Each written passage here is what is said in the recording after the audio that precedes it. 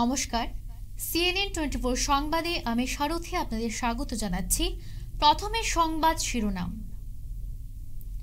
শিলচরে ঘুষ নিতে গিয়ে ভিজিলেন্স অ্যান্ড অ্যান্টি কর্পোরেশন সেলের হাতে গ্রেফতার সরকারি কর্মী, বাড়ি থেকে উদ্ধার বান্ডিল বান্ডিল টাকা।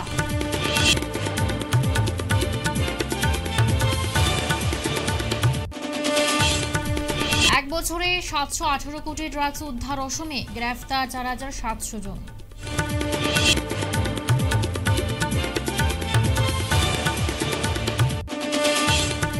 লোকসভা নির্বাচনে পরিমলের হয়ে মাঠে নামছে কাছা রগপু।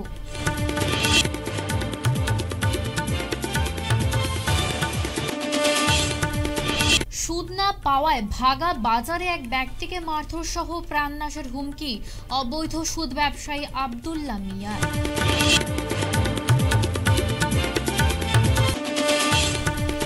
দুধপাতে লিটখলা ঘাটে এক অজ্ঞাত পরিচিত ব্যক্তির মৃতদেহ উদ্ধার, চাঞ্চল্য।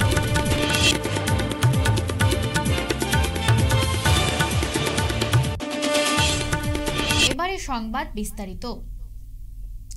ঘুষ নেবার সময় মুখ্যমন্ত্রীর director of vigilance and anti corporation সেলের হাতে সরাসরি ধরা পড়লেন শিলচর উন্নয়ন সংস্থা কর্তৃপক্ষ কার্যালয়ের এক কর্মী। মঙ্গলবার এক অভিযান চালিয়ে সংস্থার ফিল্ড অ্যাসিস্ট্যান্ট বিল্ডিং ডিজাইন এবং পর্যবেক্ষণ অভিজিৎ করকে 15,000 টাকা ঘুষ নেওয়ার সময় হাতে নাতে পাকড়াও করে vigilance and anti corporation team. অভিজিতের বিরুদ্ধে দীর্ঘদিন থেকে এই ধরনের দুর্নীতিতে থাকার অভিযোগ রয়েছে। উন্নয়ন সংস্থার চেয়ারম্যান মন্টুল দেব জানান, সন্তোষ সিং নামে এক ব্যক্তি অবৈধভাবে একটি দালান বাড়ি তৈরি করেন। কয়েক মাস আগে ডেভেলপমেন্ট অথরিটির পক্ষ থেকে সন্তোষের কাছে নোটিশ পাঠানো হয়েছে। সন্তোষ উপায়হীন হয়ে অভিজিতের শরণাপন্ন হন। মোটা অঙ্কের বিনিময়ে বাড়ির কাগজপত্র ঠিকঠাক করার প্রতিশ্রুতিও দেন এবং সেই মতে সন্তোষ মঙ্গলবার অভিজিতের কাছে 15,000 টাকা তুলে দেন। ভিজিলেন্স সেল আগে থেকে ওত পেতেছিল। দুপুরে ভিজিলেন্স সেলের সদস্যরা শিলচর ডেভেলপমেন্ট অথরিটির কার্যালয়ে উপস্থিত হয়ে তাকে হাতে নাতে পাকড়াও করেন। এদিকে তার পরনের প্যান্টের পকেট থেকে অতিরিক্ত 38,500 টাকা উদ্ধার করা হয়েছে। পাশাপাশি বাড়িতে তল্লাশির সময় অতিরিক্ত 12,60,790 টাকা উদ্ধার করা হয়েছে।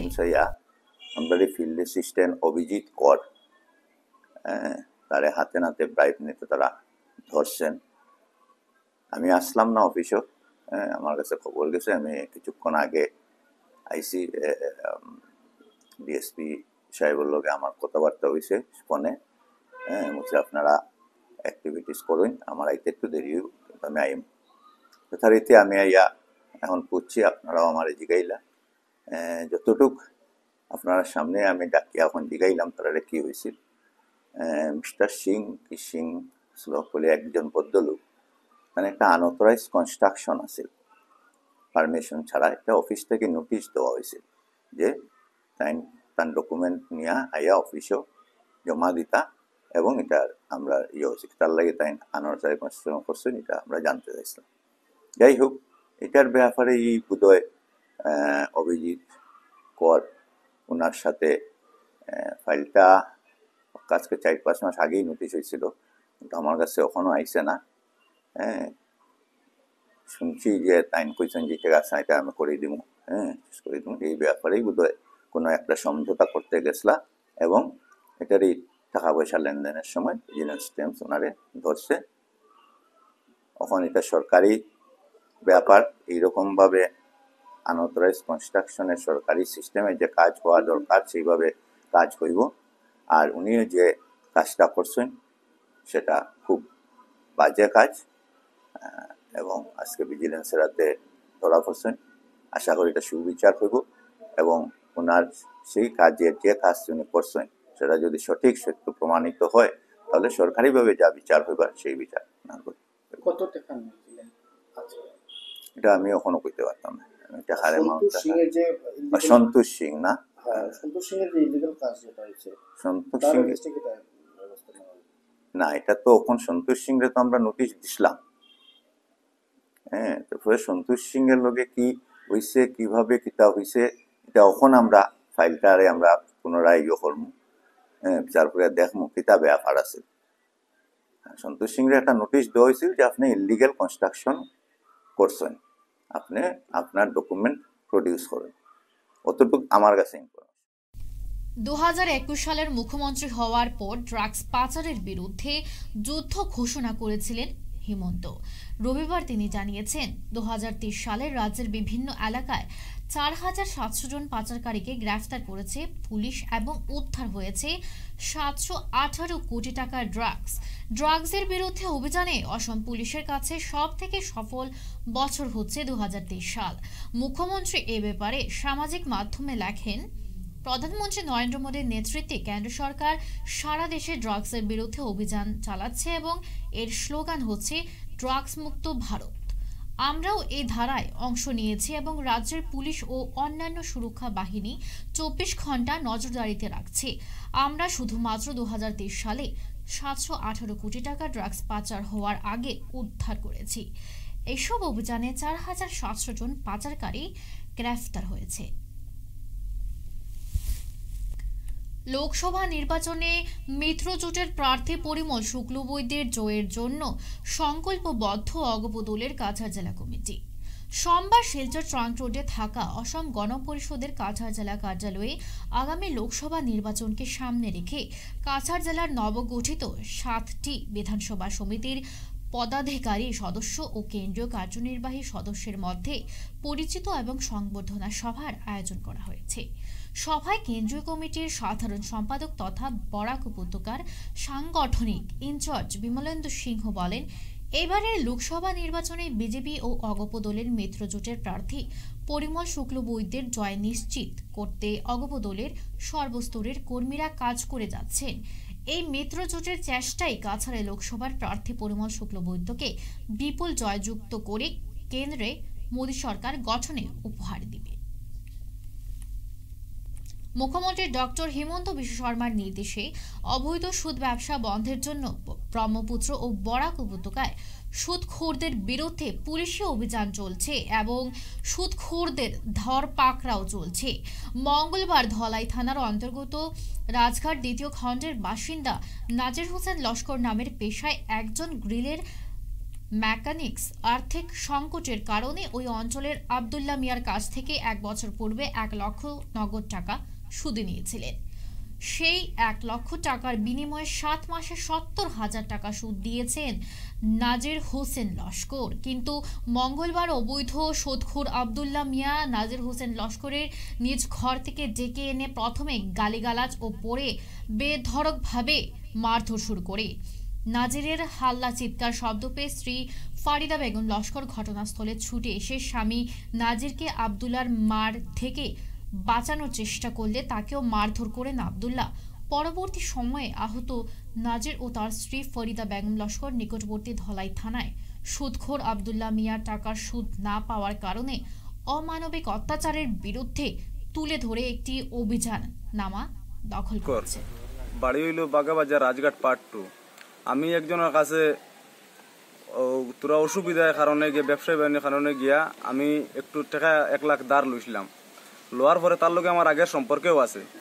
তারপরে লোয়ার পরে আমার লগে কোনো মাত হয়েছে না। আমি কই 4 মাস পরে তোর পয়সাটা দিলেই। করার পরে 2 মাস গেছে আমারে হে ফোন করে উঠিয়া কইছে তুই এক কাম কর, আমার লাভ দেওয়া লাগবো। আমি কইলাম লাভর মাত তো আগে আসলো না, লাভ কিতা বিলে সুদ দেওয়া লাগবো, তুমি কোনবেলা জানিলা। তারপরে আমি উঠিয়া কইলাম না আগে তুইলা মাত আসলো না সুদ দিবা, আর এখন ইতা কিতা বিলে আমার পয়সা তুই নগদ দিলা। আমি তো নগদ কোনো মতে পারছি না, মজবুরে আমি তারে সুদ দিতে যে গিয়া গেছি 7 মাস পর্যন্ত। 7 মাস দেওয়ার পরে 70,000 টাকা দেওয়ার পরে আমারে হে বাড়িতে একদিন বাড়িতে আইছি। আবার পরে 7 মাস পরে গিয়া আমি গেছি গিয়া একদম ব্যবসা বাণিজ্য গেছি গিয়া, যাওয়ার পরে গিয়া তার সুদ জমি গেছে গিয়া 1,30,000 13 মাস হওয়ার পরে একদিন আমার খোলাশিবে আমি কাজ কারবারও থাকি কাপ্পু দিয়ে আমার দরা হ্যারাসমেন্ট করাই লইছে। আমার কাপ্পিয়ে মাতিয়ে যাই আমার কোনো লাইনে ছুটে দিছে। তারপরে একদিন আমি বাড়িতে আইছি। আবার পরে আমার বালা হিসেবে ফোন করছে, কইছে চল আরো তোরা পয়সা দিমু ডুবি যাস যদি চয় আমার বাড়িতে আইলে মাত কথা মাতিমু। আমি গেছি আমার গাড়ি লইয়া এল্টো কেটেন একটা গাড়ি আছে আমার, তারও গেছি গিয়ালে আমার তার হ্যারাসমেন্টের ভিতরে ঢুকাইয়া আমার কই এখন অতদিন চেক লইছি না, এখন চেক লাগবে না তোরা ছাড়িতাম না। আমি আমার বেটিরে ফোন করে কইছি তুমি ও ভাই আও চেক ওখান লইয়া। আবার পরে আমার ভিডিও করছে, চেকও আমার জবরদস্তি সিগনেচার লইছে, লইয়া ছাড়িছি। আমার এখন তার পুরো হয়েছে গিয়ে 2,30,000 টাকা সুদ লইয়া।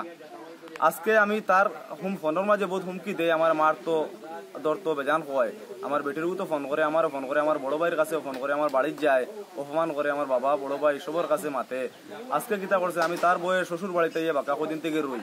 আমার লগের একজনে আজকে ফোন করছে 10:30টার সময়, আমি রাস্তা দিকে গিয়া গাড়ির মধ্যে তার লোক গপসপ করাত লাগছি। এমন সময় তারা শালা বউ না দুইজন আইছে, তার হালা একটা রঞ্জু কইয়া, তার নাম আবদুল্লাহ।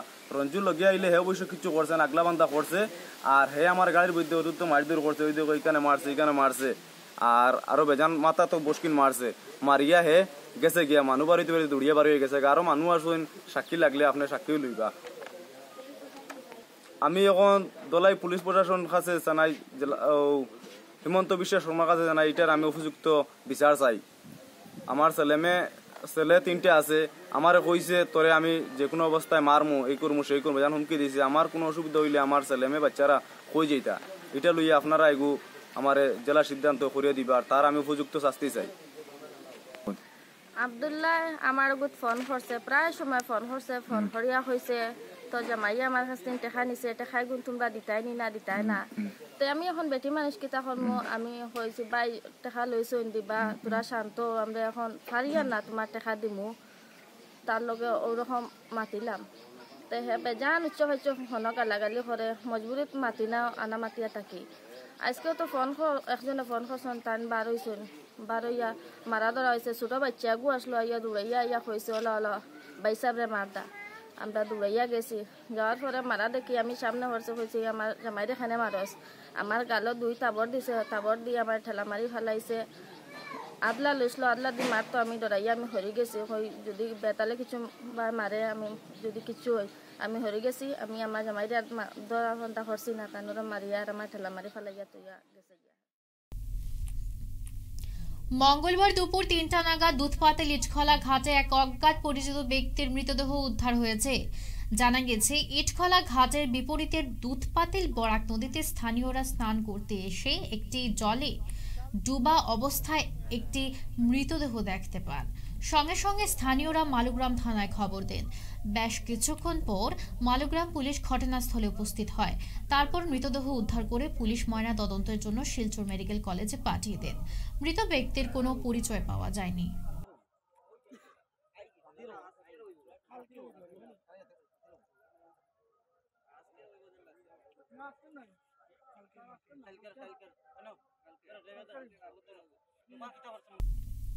ফিরছে একটি বিরতির পর, সঙ্গে থাকুন।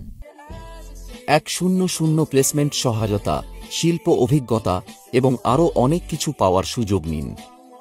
International institute of cosmetology and অ্যাস্থেটিক্সে যোগ দিন এবং শিলচর বসকোটেক, বাজান্তিপুর, পণ্ডিতে কসমেটোলজিতে আপনার স্বপ্ন এবং ক্যারিয়ারের মধ্যে ব্যবধান পূরণ করুন। ফিরে এলাম বিরতির পর। মঙ্গলবার ফিতা কেটে উধারবন বিধানসভা ভিত্তিক লোকসভা প্রার্থী পরিমল শুক্লবৈদ্যের দলের মুখ্য নির্বাচনী কার্যালয় উদ্বোধন করেন প্রধান অতিথি উধারবন্দের বিধায়ক মিহিরকান্তি সোম। এ উপলক্ষে উধারবন মণ্ডল সভাপতি নবরুণ চক্রবর্তীর পৌরোহিত্যে অনুষ্ঠিত সভায় তিনি বলেন, গত 10 বছরের প্রধানমন্ত্রী মোদীজির নেতৃত্বে দেশের যে সার্বিক উন্নয়ন হয়েছে, আপনারা সেই রিপোর্ট কার্ড সঙ্গে নিয়ে যাবেন। উন্নয়নের নিরিখে আপনারা জনসাধারণের কাছে মোদী সরকারের বিরুদ্ধে যত স্লোগান, পরিবার তন্ত্র নিয়ে কথা বলছে, সমস্ত কিছু আমজনতা নস্য করে দিচ্ছে।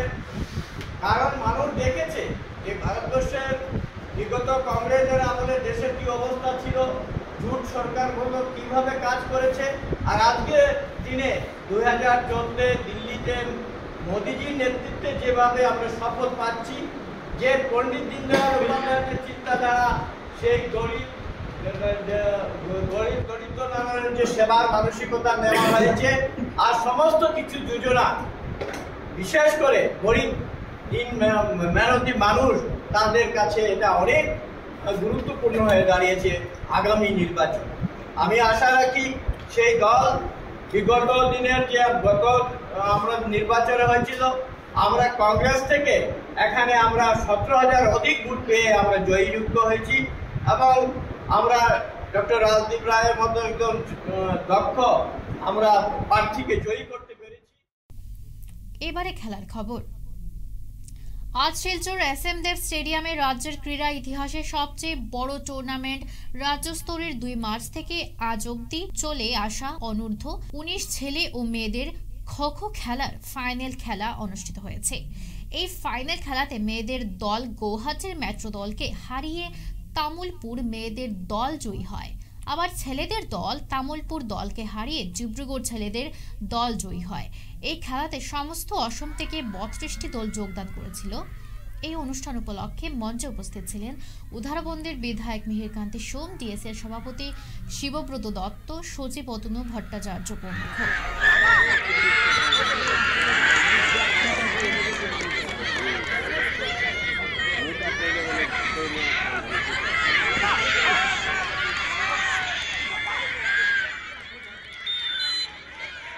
সুন্দর সুন্দর ছেলেরা এত সুন্দর ভালো প্রদর্শন করেছে। অনেক অনেক থেকে এই শিশুরা below 19, above 19, under 19, under above 19 ছেলে এবং মেয়েরা উভয়ই অংশগ্রহণ করেছেন এবং অনেক প্রতিভা সম্পন্ন খেলোয়াড়রা তাদের প্রদর্শন করার সুযোগ পেয়েছে। এতে আমাদের আগামী দিনের যে রাজ্য স্তরের খেলার মতন উপযোগী অনেক ছেলেরা বেরিয়ে এসছে, তারপর তারা জাতীয় স্তরে খেলার সুযোগ পাবে। রাজ্য সরকারের এই কার্যক্রম যেমন স্পোর্টসে করা হয়েছে, সেইভাবে সঙ্গীতেও করা হয়েছে। বিভিন্ন নিজেদের সামাজিক খেল প্রতিযোগিতায় অংশ নেওয়া হয়েছে।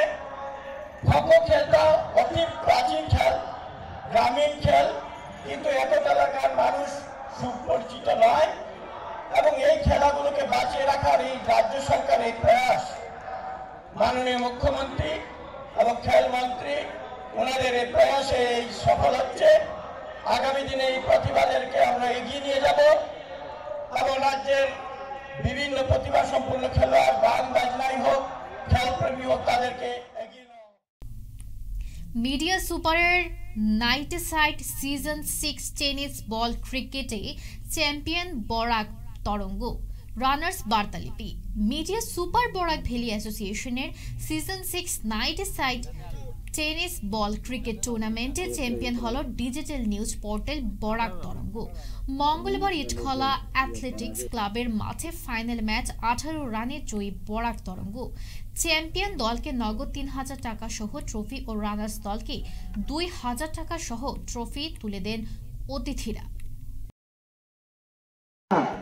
আগে পুরো দিনের মধ্যে প্রায় 10 ঘন্টা 12 ঘন্টা আগে আমরা খেলতাম, যে সময় আমরা 9-10 যখন পড়াশোনা করতাম, কিন্তু এখন খেলার সুযোগ পাচ্ছি না, নিজের কাজে হোক বা এগুলো নিয়ে হোক। আমি দেখেছি ইন্ডিয়ার সব জায়গাতে খেলার জায়গা আছে, দিল্লি হোক, কলকাতা হোক, যে কোনো জায়গাতে। যাই হোক, আমি এটা বলবো যে আপনাদেরকে এখানে যে মাঠ আছে এটা বোধহয় কাদের আন্ডারে আছে। এখন এই সরকার সবাইকে সাহায্য করছে। আমি আপনাদেরকে বলবো যে আপনারাও মাঠের জন্য কিছু একটা করুন। আমিও আপনাদের এই কাজের জন্য যদি কিছু করতে লাগে, মুখ্যমন্ত্রীর কাছে যদি যেতে লাগে, আমিও যাবো আপনাদের সঙ্গে। আপনাদের বিধায়ক আছেন, আপনাদের ইনচার্জ মিনিস্টার আছেন জয়ন্তমূলক বড়ুয়া, ওনাকে আমরা বলতে হবে, কোনো অসুবিধা নেই। তাই আপনাদেরকে বললাম আজকে যারা এখানে আয়োজক, যে আপনাদের যে অনুষ্ঠান ওইটা যাতে প্রত্যেক বছর হয়, ওইটা আপনারা চালাবেন, আমাকে আপনার সঙ্গে পাবেন। আজ শিলচর SM দেব স্টেডিয়ামে তুলসীদাস বণিক কনফারেন্স হলে রঞ্জিত দে মেমোরিয়াল বার্ষিক দ্বিতীয়তম ব্যাডমিন্টন খেলা প্রতিযোগিতা আগামী 7 মার্চ থেকে 10 মার্চ পর্যন্ত হবে। এই বিষয় নিয়ে এক সাংবাদিক সম্মেলন হয়। এই সাংবাদিক সম্মেলনে ডিএসএর সভাপতি শিবব্রত দত্ত, সচিব অতনু ভট্টাচার্য, স্পন্সরদের পক্ষে প্রয়াত রঞ্জিত দের পুত্র রাজীব দে ও পুত্রবধূ রুমা দে প্রমুখ উপস্থিত ছিলেন। এই প্রতিযোগিতা প্রতিদিন ডিএসএর ইনডোর হলে দিবারাত্রি। আপনাদেরকেও আমন্ত্রণ জানাচ্ছি সেই উদ্বোধনী অনুষ্ঠানে থাকার জন্য।